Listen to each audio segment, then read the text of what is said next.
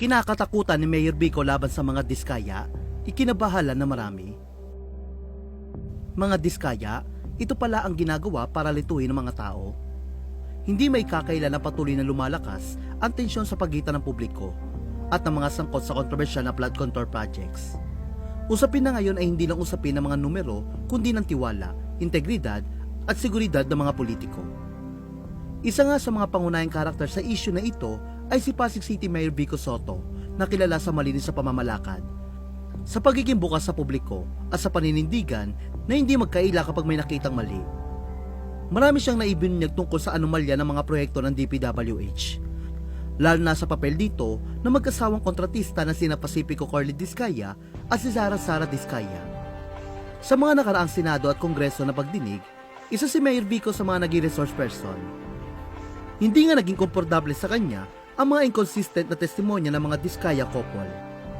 Lalo na ang pahayag nilang 2 to 3% lang ang kinikita sa bawat kontratang gobyerno.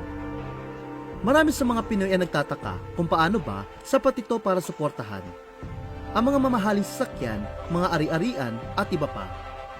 Dahil dito, marami ang nakatingin kay Mayor Vico bilang isa sa mga taong hindi takot magsalita, na nagpupunteriya hindi lamang sa mga kontratista, kundi pati na rin sa sistema ng kontrata at bidding. Ngunit habang patuloy ang pag-usisa at pagbubunyag, may umuusbong din pangamba sa puso ni Mayor Vico. Ipinahayag ni Vico na nababahala siya sa posibilidad na ang mga Diskaya ay may ulterior motive, lalo na sa pagnanais nila maging state witness at baka ito ay maging bahagi ng plano nila para lituhin ang proseso. Ayon sa kanya, may consistency sa mga pahayag ng mga Diskaya at dahil dito, natatakot siya na baka kasama raw ito sa game plan para lituhin ang sambayan ng Pilipino. Sinabi rin niya na baka magkaroon ng sitwasyon na pagtitiwalaan ang mga sinasabi ng Diskaya. Pero paglipas ng ilang buwan, wala palang konkretong ebidensya at mamamatay lang ang issue na walang napapanagot. Ani Mayor Vico, dun mo nga makikita talagang hindi mapagkakatiwalaan kasi paiba-iba ng kwento. At dun ako medyo natatakot ngayon na baka kasama sa game plan na lituhin lang tayo. Baka mamaya, tanggapin natin lahat ng sinasabi nila. Yung pala ang endgame, after a few months, walang maproduce sa mga ebidensya, walang mangyari sa mga kaso. Yun yung kinakatakutan ko ngayon.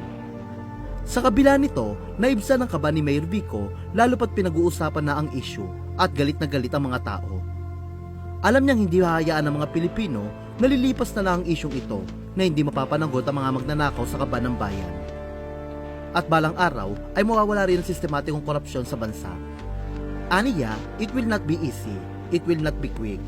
But if more of us rather than less of us continue to push the system, push the boundaries of what can be done, of what is normal to the normalized corruption, normalized practices of transparency for instance, makakarating at makakarating tayo dyan.